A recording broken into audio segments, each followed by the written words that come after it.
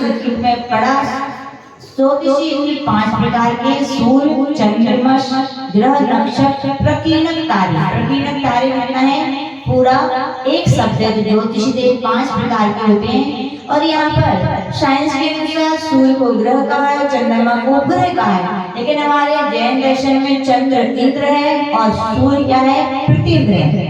ऐसा क्यों होता है? तो आज इसे समझाने के लिए ऐसा बताते हैं कि जितने शांत लोग होते हैं वे बड़े होते हैं और जितने उपद्रवी होते हैं वे छोटे होते हैं। रामचंद्र जी बड़े थे तो शांत थे और लक्ष्मण छोटे थे यानी गर्म थे। तो चंद्रमा भी क्या है, ठंडा है, अंदर से भी ठंडा है और किरणें भी ठंडी, इसलिए वो इंद्र है, बड़ा है। और सूरज क्या है, अंदर से तो ठंडा है लेकिन किरणें क्या है उसकी, गरम है। ध्यान रखना, साइंस एक और बात बोलता है, वो साइंस क्या बोलता है, सूरज आग का गोला है।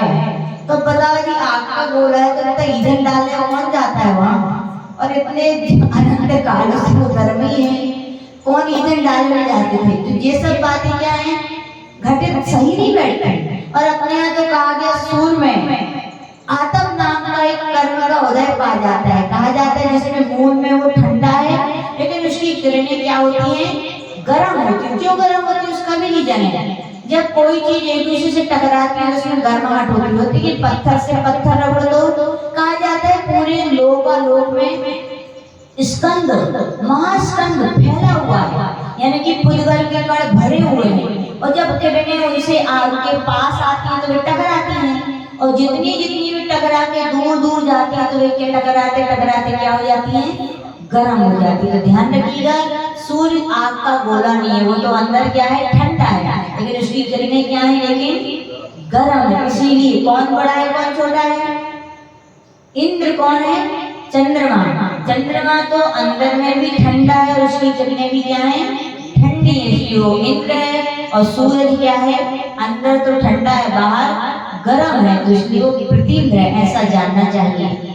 शिष्य पूछ रहे हैं कि भगवान ये ज्योतिषी देव क्यों गमन करते हैं? तो कहा गया मेरु प्रदक्षिणा नित्य गतियो निर्लोके।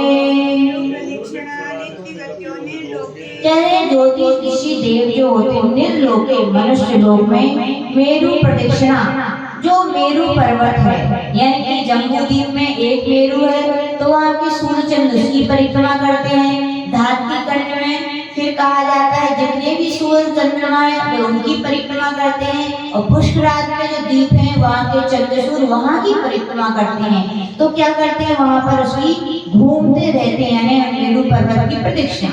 एक प्रश्न हो सकता है अभी चंद्र पर क्या, चंद्रशेखर चंद्र नारायण 3 विमान पहुंचा चंद्रमा पर। कोई यदि जैन देखो साइंस की वो नहीं कहते कि साइंस ऐसा क्यों कर रहा है। साइंस की एक बात अच्छी है, वो कहते हैं अभी तक मैंने इतनी खोज की तो मैंने बता दी, इसके आगे जो होगी तो मैं स्वीकार करूंगा। लेकिन अपने यहाँ का जैन दर्शन का भगवान केवल ज्ञान नहीं थे, वो महावैज्ञानिक थे। क्या थे? और वे महावैज्ञानिक थे, उन्होंने विज्ञान तो अभी अभी खोज कर रहा है, लेकिन भगवान की वाणी में तो कई अनंतों वर्षों पहले यानी पहले फिक्स हो गया है कि चंद्रमा एक विमान है, और विमान पर कोई जा सकता है क्या? बिल्कुल नहीं जा सकता, कोई कितने कहे। और इसके विषय में आचार्य जी ने एक सीडी के विषय में हम लोग को बहुत साल पहले दिखाई थी, क्या था उसका नाम, moon to land, land to moon ऐसी कोई सीडी थी, वो अभी भी आप लोग नेट पर देख सकते हैं। तो वहाँ पर दिखाई गई थी कि वहाँ पर कुछ व्यक्ति चंद्रमा पर गए, तो इसमें भी 2 पार्टियां बनी, रशिया और एक अमेरिका। अमेरिका वाले बोले गए और रशिया वाले बोले नहीं गए। उन्होंने उसका विरोध किया, उन्होंने सिद्ध कर दिया कि वहाँ नहीं गए। उन्होंने सीधा वहाँ पर सीडी में बताया कि ये लोगों ने अमेरिका के एरिया नंबर 51 में जाकर वीडियो शूटिंग की, वहाँ पर विमान उतारे और सिद्ध कर दिया कि चंद्रमा है, लेकिन वो चंद्रमा नहीं है। उन्होंने इसका विरोध किया। तो सीडी में ये बताया गया कि 11 व्यक्तियों ने इसका विरोध किया, वे 11 अंदर जाते हुए तो बताए गए, लेकिन कभी आज तक लौटे उनको ऊपर कर दिया गया, भिजा दिया गया। वहाँ पर उन्होंने सीधा बताया कि चंद्रमा पर बोलते वायु नहीं है। उन्होंने बहुत सारे क्लू दिए, कम से कम 50 कि आप चंद्रमा पर नहीं गए। उन्होंने कुछ हम बताए देते हैं याद है वहाँ पे उन्होंने बोला कि मैं चंद्रमा पे गया और वहाँ पर उन्होंने अपना झंडा लगाया अमेरिका वालों ने और वो फहरा रहा है। तो उन्होंने कहा ये आप पहली बार कहते हो कि चंद्रमा पे वायु नहीं है, तो वहाँ पर झंडा फहराया कैसे? तो उन्होंने कहा इसका मतलब आप वहाँ पर नहीं गए। ऐसे उन्होंने बहुत सारी क्लू दिए जिससे सिद्ध हो गया था कि वो चंद्रमा पर नहीं पहुंचे हैं। ऐसे बहुत सारी बातें अपन को जाननी चाहिए। आगे शिष्य पुत्र भगवान ज्योतिषी देवों के घूमने से क्या होता है? तो कहते काल विभागा, उनके घूमने से काल का विभाग होता है, घड़ी घंटा दिन रात का भेद होता है। क्योंकि कहा जाता है अपने जम्बू द्वीप में सुदर्शन मेरु मान ली ये है, तो इसके दो, एक इधर दो सूर्य और एक इधर दो चंद्रमा है। जब सूर्य भरत क्षेत्र में और ऐरावत क्षेत्र में भी सूर्य है तो क्या होता है? दिन होता है। जब सूर्य घूम जाते हैं तो विदेश क्षेत्र में आ जाते हैं इधर, तो विदेश क्षेत्र में दिन हो जाता है, लेकिन भरत और ऐरावत क्षेत्र में क्या हो जाती है? रात हो जाती है। तो इस प्रकार से मन को ज्योतिषी देवों के घूमने से दिन रात घड़ी आदि का विभाग होता है। फिर शिष्य पूछ रहे भगवान ये कहाँ तक? तो उन्होंने कहा था नृलोक यानी मनुष्य लोक तक ये घूमते हैं। तो शिष्य पूछ रहे भगवान क्या मनुष्य लोक के बाहर ज्योतिषी लोग क्या करते हैं? तो कह रहे वही रवस्था, ज्योतिषी देव यानी अढ़ाई द्वीप मनुष्य लोक के बाहर की जो देव है वे गमन नहीं करते। क्यों नहीं करते? क्योंकि वहाँ सुमेरु पर्वत कुछ है ही नहीं है जिसका वो चक्कर लगाए घूमे, तो वहाँ पर क्या रहते थे? अवस्थित। जहाँ चंद्रमा है तो वो हमेशा रात रहती है, जहाँ सूर्य वहाँ हमेशा दिन रहता है, ऐसी वहाँ पर व्यवस्था है। ऐसा कहा जाता है जम्बू द्वीप में 2 सूर्य 2 चंद्र हैं, लवण समुद्र में 4 सूर्य 4 चंद्र हैं, धात्री खंड में 12 सूर्य 12 चंद्र हैं, कालोदरी समुद्र में 42 सूर्य 42 चंद्रमा है, पुष्कराज में 72 सूर्य और 72 चंद्रमा है। इस प्रकार ढाई द्वीप में 132 चंद्रमा और 32 सूर्य हैं। अब तो साइंस ने भी स्वीकार कर लिया है कि एक सूर्य नहीं करोड़ों सूर्य हैं। कितने सूर्य हैं? बस लेकिन वे यही घूमते, लेकिन अपने यहाँ कहा गया कि पूरे वो मध्य लोक में असंख्य द्वीप समुद्रों में घूमते हैं। ध्यान रखना जो आज सूर्य आया है वो कल आएगा क्या?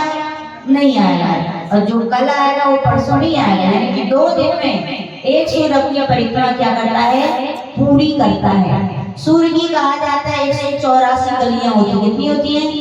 184 गलियां हैं। एक दिन में करता है यानी 2 दिन में एक गली पूरी करता है। 2 का गुणा कर दीजिए कितना हुआ? 184 गुनी 368 हुए। और सूर्य ऊपर कहते हैं ना 1 वर्ष में पूरी परिक्रमा करता है अपनी, सही निकल जाता है ऐसा। तो यानी 368 बोल रहे हैं, कुछ घटबट हो जाती है तिथि के अनुसार, तो 1 वर्ष में सिद्ध हो जाता है कि 366 दिन में सूर्य क्या करता है? अपनी पूरी एक परिक्रमा करता है। 184 गलियां होती है, 184 के अंदर के उसमें घूमता है और 184 बाहर में घूमता है। ऐसा अपन को जानना चाहिए। फिर आचार्य भगवान से शिष्य पूछ रहे भगवान वैमानिक देवों का वर्णन भी हमें बताइए। तो यहाँ पर कह रहे हैं वैमानिका, कह रहे वैमानिक देवों का यहाँ से वर्णन प्रारंभ होता है। जो देव विमानों में रहते हैं उन्हें वैमानिक देव कहते हैं। आचार्य भगवान आगे के सूत्र में कह रहे हैं वैमानिक देव कितने प्रकार के होंगे? तो कह रहे कल्पोपन्ना कल्पातीताश्च, कल्पोत्पन्न और कल्पातीत। जो कल्पों में उत्पन्न होते हैं वे कल्पोत्पन्न है, और जो कल्पों के ऊपर उत्पन्न होते हैं वे कल्पातीत हैं। पहले स्वर्ग से 16 स्वर्ग तक कल्पोत्पन्न कहलाते हैं, और 16 स्वर्ग के ऊपर 9 ग्रह 9 अनुदेश 5 अनुत्तर विमान ये कल्पातीत कहलाते हैं। यहाँ पर सभी अहमिंद्र होते हैं। यहाँ पर कोई इंद्र प्रतिइंद्र सामान्य आशी 10 प्रकार की व्यवस्था सब अपने आप में क्या होते हैं? इंद्र होते हैं। ऐसी वहाँ पर विशेषताएं होती हैं। शिष्य पूछ रहे भगवान आपने बताया था नरक अधोअधा एक के नीचे एक है, क्या स्वर्ग के विमान भी ऐसे होते? ना, स्वर्गों के विमान कहने ऊपर यू परी, स्वर्गों के विमान एक के ऊपर क्या है? एक है, ऐसे जानने चाहिए। कह रहे 16 स्वर्गों के देव 2-2 युगल रूप में है। नवग्रह एक के ऊपर एक तथा 9 अनुदेश ऐसा एक सेंटर में 4 दिशा में और 4 दिशाओं में, और उत्तर विमान एक सेंटर में और 4 दिशाओं में। इस प्रकार से उनकी व्यवस्था है। शिष्य पूछ रहे भगवान वैमानिक देव कहाँ रहते हैं? तो कह रहे हैं सौधर में शान सानत कुमार महेंद्र ब्रह्म ब्रह्मोत्तर लांतव कापिष्ट शुक्र महाशुक्र शतार सहस्रा दीश वानत प्राणत्यो रारणात च्युतियो नवशु ग्रवेकेषु विजय वैजयंत जयंता पराजितेषु सर्वात् सिद्धौ च। कर्मई शान सानत कुमार महेंद्र ब्रह्म ब्रह्मोत्तर लांतव कापिष्ट शुक्र महाशुक्र शतार सहस्रा रेशमानत प्राणत यो राणया च्युत्यो नवशु ग्रवेकेषु विजय वैजयंत जयंता पराजितेषु सर्वात् सिद्धौ च। ये 16 स्वर्गों के नाम हैं। पहला सौधर देखो ईशानी है, क्या है? ईशान। ईशान सानत कुमार महेंद्र ब्रह्म ब्रह्मोत्तर लांतव कापिष्ट शुक्र महाशुक्र शतार सहस्रा आनत प्राणत आरण अच्युत, ये 16 स्वर्ग है। नव ग्रवेकेषु 9 ग्रव्य के विजय वैजयंत जयंत पराजित तो सर्वात् सिद्धि 5 अनुत्तर विमान है। अब 9 अनुदेश नहीं कहेगा, 4 शब्द लिखा है तो 4 से 9 अनुदेश भी होते हैं, ऐसा अपने लिए जानना चाहिए। शिष्य पूछ रहे भगवान इन देवों में क्या क्या चीजें अधिक अधिक होती हैं? तो कह रहे हैं स्थिति प्रभाव सुख द्युति लेशा विशुद्धि क्रियावधि विषय तो दिखा। प्रभाव सुख द्युति लेशा विशुद्धि इंद्रियावधि विषय तो दिखा। कह रहे स्थिति ऊपर ऊपर के देवों में स्थिति यानी आयु, ऊपर ऊपर देवों की आयु क्या होती है? बढ़ती जाती है। प्रभाव का अर्थ होता है शक्ति। ऊपर नीचे देवों की अपेक्षा ऊपर के देवों में शक्ति अधिक होती है। सुख आचार्य भगवान कह रहे हैं कि सातावेदी कर्म की वजह से इंद्रियों के अनुभव को सुख कहते हैं, और ऊपर के देवों में सुख क्या होता है? अधिक होता है। द्युति यानी शरीर आदि वस्त्रों की कांति, ऊपर के देवों में शरीर आदि की कांति अधिक होती है। लेश्या ऊपर के देवों में लेश्या क्या? शुभ और बढ़ती जाती है। कह रहे विशुद्धि, और विशुद्धि भी क्या होती है? ऊपर के देवों में लेश्या विशुद्धि एक ही शब्द है, ज्यादा होती है। इंद्रियां यानी इंद्रियों के विषय भी, इंद्रियों का यानी 6 शब्द भी ऊपर के देवों में ज्यादा होता है। और अवधि ज्ञान भी नीचे के देवों की अपेक्षा ऊपर के देवों में अधिक होता है। ये बात तो हम लोगों ने साक्षात सुनी है। एक बार हम लोग एक जगह थे, वहां पर एक जन को देव आया, तो क्या हुआ? वो एक अंकल बोले कुछ पूछना है क्या? तुम भी चलो परीक्षा लेती सही है कि नहीं है? तुमने पूछा, प्रश्न किया, हमें बताओ। ये वाला ग्रंथ है दंड हस्ती महाकाव्य ग्रंथ, पता नहीं लुप्त हो गया है, लापता है, कहीं चला गया है, कोई कहता है कहीं चला गया है, तुम बताओ कहाँ है, कहाँ रखा है? तो अंकल ने लगाया, पता नहीं क्या किया, वो जाने आंख बंद करी, फिर बोले ये मैं नहीं बता सकता हूँ। मैं कहा क्यों? तो बोले ये मेरे क्षेत्र के बाहर है। बोले मैं इसके आगे अवधि ज्ञान, तो इससे सिद्ध हो गया कि सही कह रहे हैं। क्या कह रहे हैं? नहीं तो कहीं तो तुक्का लगा देते, देख कर कौन देख में बन जा रहे, बता देते तो रखो। लेकिन उसने सही बताया कि मेरा क्षेत्र इतना ही है, लेकिन बोले मैं पूछ के बता सकता हूँ। कहो तो पूछूं, कि नहीं होगा सिद्ध। तो यानी कहने का तात्पर्य अवधि ज्ञान ऊपर के देवों में क्या क्षेत्र एरिया बंधे हुए रहते हैं। फिर आचार्य भगवान कह रहे हैं भगवान वैमानिक देवों में हीन क्या होता है? तो कह रहे हैं गति शरीर परिग्रह भी मानतो हीना। कह रहे ऊपर के जितने देव होते हैं वे गति कम चलते हैं। अपने यहाँ भी लौकिकता में कहा जाता है जो अच्छे देव होते हैं वे उधर कम घूमते हैं। अच्छे बच्चे कौन कहलाते हैं? जो ज्यादा इधर उधर ना घूमे, समय पे घर आ जाए, रात में ना घूमे। और अपने यहाँ जो एक घर की चौखट छोड़ के दूसरे घर पर बैठे, तीसरे घर बैठे, अच्छे माने जाती, खराब। अपने यहाँ हम लोग को भी आचार्य बोलते स्वस्थान पूजते योगी की पूजा अपने स्थान पर होती है। आज यहाँ मिले कल वहाँ मिले, पता ही नहीं है भैया इनको स्थान कहाँ। तो ऐसे लोग आदरणीय नहीं होते, उनका सम्मान नहीं रहता, इधर बैठे उधर बैठे। इसलिए आचार्य भगवान के ऊपर के देव होते हैं गति ज्यादा नहीं करते, इधर उधर घूमते नहीं है। जितने उच्च देव होते हैं वे अपने स्थान पर ही बैठना क्या करते हैं, पसंद करते हैं। जितने नीचे मतलब कम ज्ञान वाले, कम समझदार होते वे घर घर की चौकट घूमते रहते हैं। शिष्य पूछ रहे भगवान शरीर बोले ऊपर के देवों में शरीर की अवगाहना कम होती जाती है। फिर कह रहे हैं परिग्रह, ऊपर के देवों में परिग्रह कम हो जाता है। परिग्रह कम है तो क्या वैभव की कमी है क्या? याद रखना, परिग्रह का नाम ये नहीं है कि बहुत धन है, बहुत दौलत है, खूब है कोई बात नहीं, लेकिन परिग्रह करते मूर्छा भाव।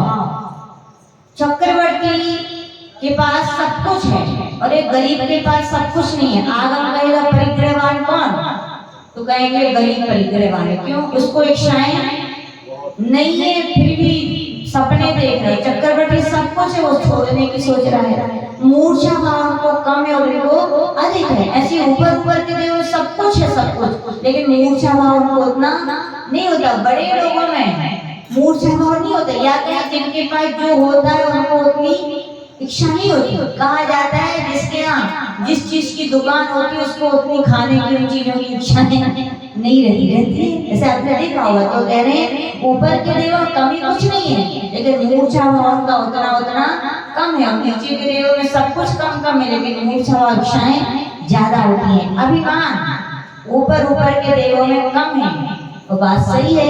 जितने बड़े लोग रहते हैं उतने उदार रहते हैं, उतने सहज और सरल रहते हैं। सबको जाता है फिर भी क्या कहते हैं, हमें तो कछु नहीं याद। आचार्य गुरुदेव से पूछो, आचार्य विमल सागर जी महाराज जी का आचार्य सुनाते, जब भी प्रवचन में बोलते थे, ऐसा हमारे गुरुदेव महावीर कीर्ति महाराज ने समझाया है।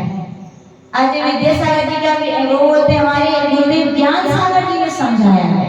इससे क्या, उनकी कोई अभिमान नहीं है। कुछ आपने ऐसा किया बोले हम कहाँ कर सकते हैं, और जिनको कुछ नहीं आता नहीं भी करते, हमारा नाम का नहीं आओ।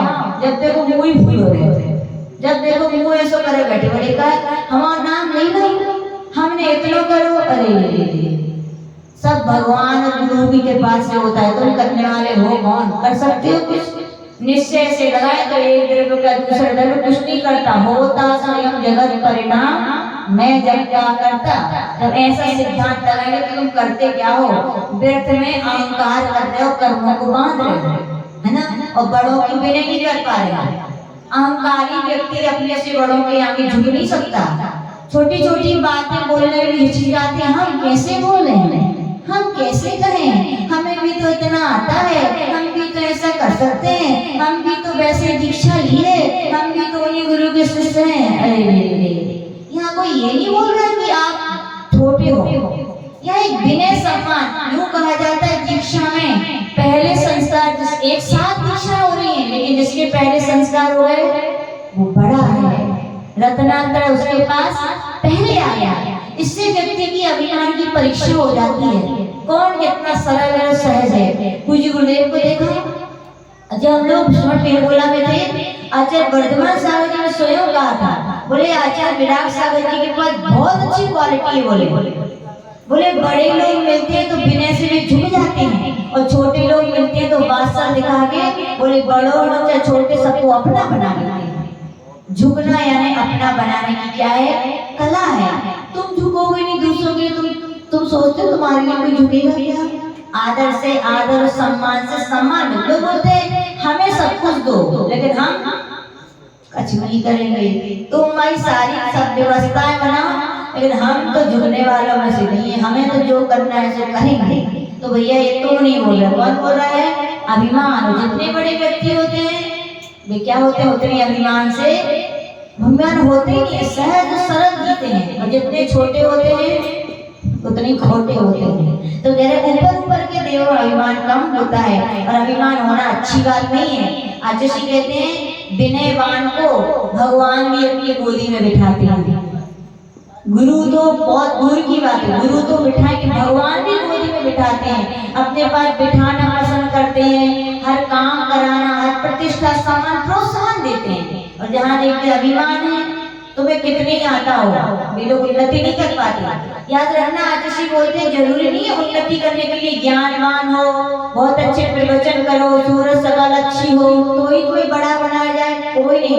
गुरुजन देखते कितना आज्ञाकारी है, कितनी मेरी बात मानता है, कितनी मेरे अनुसार चलता है, वे बड़े बनते हैं। इसका साक्षात उदाहरण आचार्य सुनाते हैं। आचार्य धर्म सागर जी का बोले कुछ नहीं था ज्यादा ज्ञान, लेकिन आचार्य शिव सागर महाराज जी ने बस एक ही बात उनकी देखी। बोले गिरनार जी का बिहार चल रहा था तो वहां पर बोले रास्ते में जंगल में रुकना पड़ गया, तो बोले किसी ने बोल दिया शेर आता है। बोले शेर आता है क्या करें, श्रावक तो भग गए वे सब, शेर आता है, साधु साधु बचे रहे आचार्य सुनाते हैं। तो शिव सागर आचार्य ने कहा कौन देखेगा रात भर जग के, तो सबने क्या किया, सबने किसको देखा, धर्म सागर, क्यों वे हट्टे कट्टे थे। तो बोले ठीक है, बोले एक डंडा दे दो मेरे पास रख दो। बोले क्यों, शेर आएगा तो मैं भगा दूंगा, आप लोग सोना मैं रक्षा करूंगा। तो आचार्य बताते हैं इतनी सी परीक्षा से, इतनी सी बात से उनकी परीक्षा हुई कि जो शिष्य अपने संग की रक्षा करना जानता है वो संग को संचालन करना भी जान सकता है। तो बोले बड़े बड़े विद्वान भी आज शिष्य थे लेकिन उनको आचार्य नहीं बनाया। किसको आचार्य बनाया, धर्म सागर जी को। तो याद रखना उपलब्धियां विनय से ही मिली हैं, मिली थी और मिलेंगी। और अभिमानी व्यक्ति कितने ही ज्ञानवान हो, कितने कुछ हो, प्रभावना केवल ज्ञान से नहीं होती, गुरु की कृपा से होती है, गुरु के प्रसाद से होती है, गुरु की आशीष से होती है। कहा जाता है गुरु मेहरबान तो गधा पहलवान होते हैं, ऐसा है। तो ऐसा समझना चाहिए, अभिमानपन को करना नहीं चाहिए। फिर कह रहे हैं वैमानिक देवों में शिष्य पूछता है भगवान आपने 3 भवनेत्रक में तो वेश्या बता दी थी, अब वैमानिक देवों में कौन कौन सी वेश्या होती है तो बता रहे पीत पद्म शुक्लेशा द्वित्री शेषेषु। कह रहे पहले और दूसरे स्वर्ग में पीतलेश्या होती है, तीसरे और चौथे स्वर्ग में पद्मलेश्या होती है, 5वें 6वें 7वें और 8वें स्वर्ग में पद्मलेश्या होती है। नहीं, तीसरे चौथे में पीत और पद्म और 5 से 8वें स्वर्ग में पद्मलेश्या, 9 से 12वें स्वर्ग में पद्म लेश्या होती है, शेष स्वर्गों के विमान में शुक्लेश्या होती है और 11वें अनुत्तर विमानों में परम शुक्लेश्या होती है। शिष्य पूछ रहे भगवान ये कल्प कहाँ तक कहलाते हैं, तो कह रहे हैं प्राग ग्रही ये कल्पा। कह रहे ग्रह के पहले यानी पहले स्वर्ग से लेकर 16वें स्वर्ग तक के कल्प कहलाते हैं। तो ऐसा जानना चाहिए। शिष्य पूछ रहे भगवान यहाँ पर लोकांतिक देव सुने जाते हैं कि भगवान के तप कल्याण में वे आते हैं, वे क्या होते हैं और कहाँ रहते हैं, तो कह रहे ब्रह्म लोकालया लोकांतिका। ब्रह्म लोक यानी 5वें स्वर्ग का नाम है, 5वें स्वर्ग में जो है रहते हैं। और लोकांतिका यानी कि ऐसे देव क्या कहलाते हैं, लोकांतिक देव कहलाते हैं। लेकिन ध्यान रखना पूरे 5वें स्वर्ग में लोकांतिक देव नहीं रहते हैं। 5वें स्वर्ग के ऊपर सबसे ऊपर के भाग में 8 विदिशाओं में वहां पे देव होते हैं। लोकांतिक देव एक प्रकार के नहीं होते, कितने प्रकार के होते हैं, 8 प्रकार के, लेकिन 8 भी नहीं होते, वे 8 प्रकार हैं। देव तो बहुत है लेकिन प्रकार 8। क्योंकि अपन लोग तो प्रतिष्ठाएं करते हैं, निक्षेप स्थापना, तो बोले एक प्रकार के देव एक में ही एक प्रकार को समाहित कर लेते, तो 8 प्रकार के होते हैं। 8 लोकांतिक देव नहीं होते। उनके नाम बता रहे हैं सारस्वतादित्य वहन रूप गर्दटोय दुष्टा व्याबाधा निष्ठाश्य।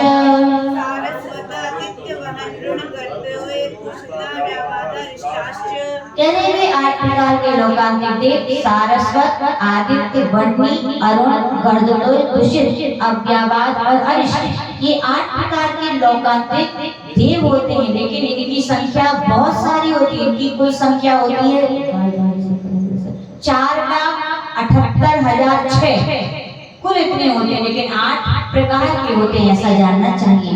शिष्य पूछ रहे भगवान अनुदेश और अनुत्तर देवों में अवतार अपने यहाँ कहा जाता है भगवान ने अवतार लिया, तो कौन से देव कितने अवतार के बाद मोक्ष जा सकते हैं, तो कह रहे हैं विजया ऋषि द्विचर्मा। विजय वैजयंत जैन अपराजित और 9 अनुदिश विमानों के आनंद द्विचरम होते, अर्थात मनुष्यों के 2 भाव लेकर के नियम से मोक्ष जाएंगे। यानी जिन जिन जीवों ने 9 अनुदिश और 4 अनंतर विमानों में जन्म लिया है, वे नियम से 2 बार ही मनुष्य बनेंगे और क्या हो जाएंगे, उनका मोक्ष हो जाएगा।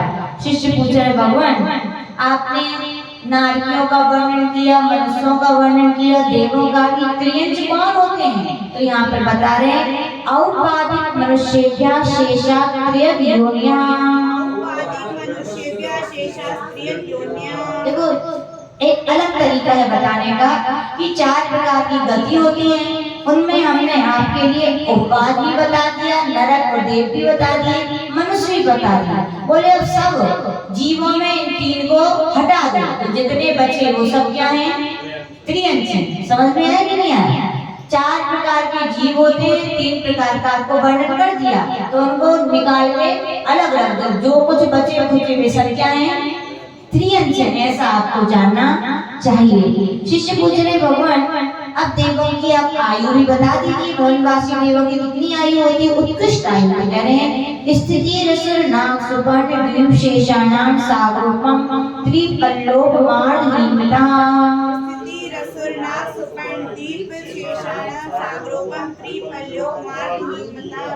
कह रहे अशोक कुमार की, सीधा लगा लीजिएगा, अशोक कुमार की सागरोपम, चूंकि एक तो नहीं लिखा है लेकिन ये विभक्तियां होती है, सागरोपम, सागरोपमे, सागरोपमानी, तो सागरोपम है यानी सीधा एक वचन है, यानी एक सागर की अशोक कुमार की आयु होती है। नाग कुमार की लिखा है त्रिपल्ल, यानी 3 पल्ल की होती है। फिर लिखा है सुपर्ण कुमार की कितनी होती है? तो कह रहे हैं कि अर्धहीनमिता, 3 में आधा कर दीजिए कम, तो कितना हो गया? 3 से आधा कम किया तो 2.5, यानी 2.5 पल्ल की आयु सुपर्ण कुमार की होती है। आधा और कम कर दीजिए तो कितना? 2, यानी दीप कुमार की 2 पल्ल की आयु होती है। और शेष जितने देव हैं उनमें आधा और कम कर दिया, 1.5 पल्ल की आयु शेष देवों की होती, उत्कृष्ट आयु होती है, ऐसा जानना चाहिए। शिष्य पूछ रहे, भगवान सौदर्भ और ईशान के देवों की आयु कितनी है? तो कह रहे हैं सौदर्भ ईशान्यो सागरोपमे अधिके।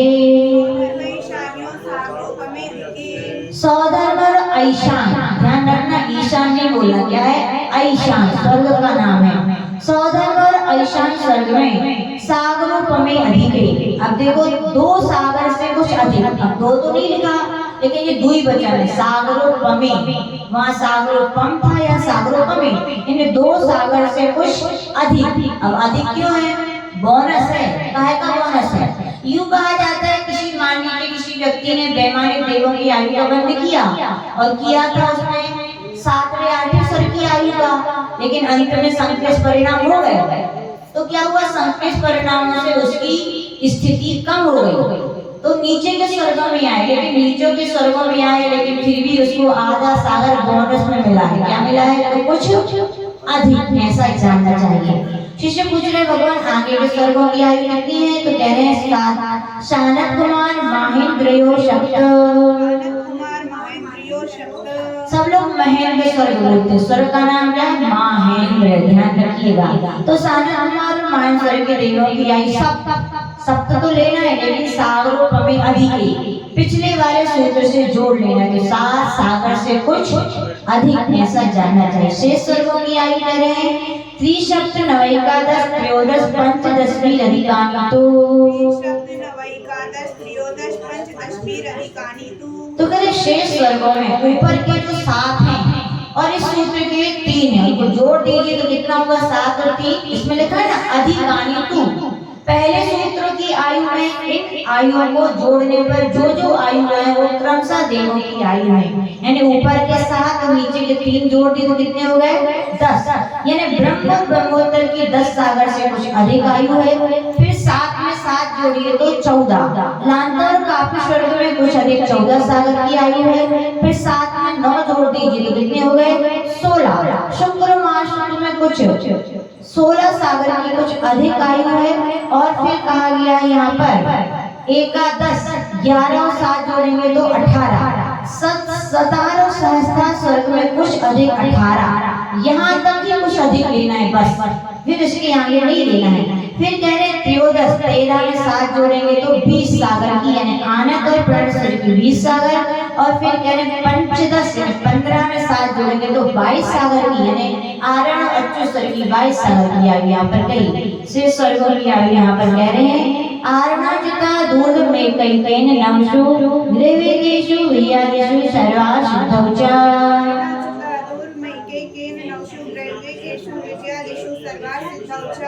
कह रहे आरण अच्युत स्वर्ग के ऊर्ध्व यानी ऊपर कौन है? नौ द्रव्य है। तो नव द्रव्य में कह रहे प्रत्येक द्रव्य की एक सागर की आयु बढ़ाते जाइए, यानी कि 23 सागर, 24, 25, 26, 27, 28, 29, 30 और 31। नव द्रव्य में अंतिम द्रव्य की आयु यानी 31 सागर की उत्कृष्ट आयु है। फिर नवदश में यानी 32 सागर की, सभी की 32 सागर की उत्कृष्ट आयु है। और 5 अनोत्तर में 33 सागर की उत्कृष्ट आयु है, ऐसा जानना चाहिए। शिष्य पूछ रहे भगवान उत्कृष्ट आयु तो बता दी, अब जगत आयु भी बता दीजिए। तो कह रहे अपरा पल्लोपम अधिकम,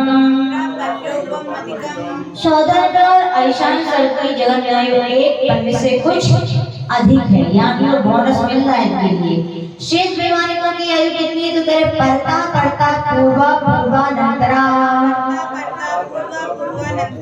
कह रहे पहले पहले पटल की जो उत्कृष्ट आयु है वो आगे आगे के स्वर्गों के पटलों की क्या हो जाएगी? क्या हो जाएगी? जघन्य बन जाएगी। जैसे पहले और दूसरे स्वर्ग की आयु कितनी है? 2 सागर से कुछ अधिक। तो अगले वाले जो स्वर्ग चौथा पांचवा है वो उसकी जघन्य बन जाएगी। क्या बन जाएगी? ऐसे अपन को क्रम क्रम से लगाना है। शिष्य पूछ रहे भगवान आपने देवों की तो जघन्य आयु बताई थी, लेकिन तीसरे अध्याय में नारियों की जघन्य आयु नहीं बताई थी। देखो ये कहलाते हैं ध्यान से सुनना, कि आपने वहाँ ये नहीं बताया था, बताओ। तो कह रहे हैं ठीक है बता दे रहे हैं। नारका नाम जा द्वितीयादिषु, नारकों में भी ऐसे लगाना चाहिए, यानी पहले नरक की जो उत्कृष्ट आयु है वो दूसरे नरक की जघन्य आयु बन जाएगी। तो शिष्य पूछ रहा है ठीक है दूसरे की तो तीसरे की जघन्य आयु बन जाएगी, लेकिन पहले स्वर्ग की तो जघन्य आयु बताओ। तो कह रहे हाँ 10 वर्ष सहस्राणि प्रतिमायां, 10,000 वर्ष की जघन्य आयु पहले नरक की। मतलब कोई नरक में पहुंच गया तो 10,000 वर्षों से पहले रिटर्न बैक का टिकट भी नहीं है, इतने समय तो कम से कम आपको बितानी पड़ेगा। फिर कह रहे वनवासियों की जघन्य आयु कितनी है? भवनेषु च, कितनी? 10,000 वर्ष की उनकी भी जघन्य आयु है। कह रहे वैतर देवों की जघन्य आयु वैतरणाम च, वैतर देवों की भी 10,000 वर्ष की जघन्य आयु है। अब शिष्य पूछ रहे भगवान फिर वैतर देवों की उत्कृष्ट आयु में तो बताओ आप। तो कह रहे ठीक है परापल्लोपम अधिकम, कह रहे कि कुछ अधिक एक पल्ली की आयु वैतर देवों की उत्कृष्ट होती है। ज्योतिष देवों की उत्कृष्ट आयु ज्योतिष का नाम चा, इतनी ही ज्योतिष देवों की आयु होती है, कुछ अधिक एक पल्ल होती है। शिष्य पूछ रहे भगवान ज्योतिषी देवों की जघन्य आयु कितनी है? तो कहते भागो परा, कह एक पल्ल के 8वें भाग यानी 1/8 भाग पल्ल ज्योतिषी देवों की जघन्य आयु होती है। शिष्य पूछ रहे भगवान लोकांतिक देवों की आयु कितनी होती है? तो कह रहे हैं लोकांतिकानां अष्टौ शाग्रोपमाणि सर्वेषां, तो कह रहे लोकांतिक देवों की सागरों अष्ट सागरों प्रमाणी यानी 8 सागर। और क्या सभी लोकांतिक देवों की होती है? और लोकांतिक यही जघन्य और यही उत्कृष्ट लोकांतिक देवों की आयु कितनी होती है? 8 सागर की होती है। तो इस प्रकार से बनने जीव तत्व की मुख्यता से पहला दूसरा तीसरा चतुर्थ अध्याय यहाँ पर सुना और इति तत्व सुनते मोक्षाशय चतुर्थ अध्याय। नमो नमः।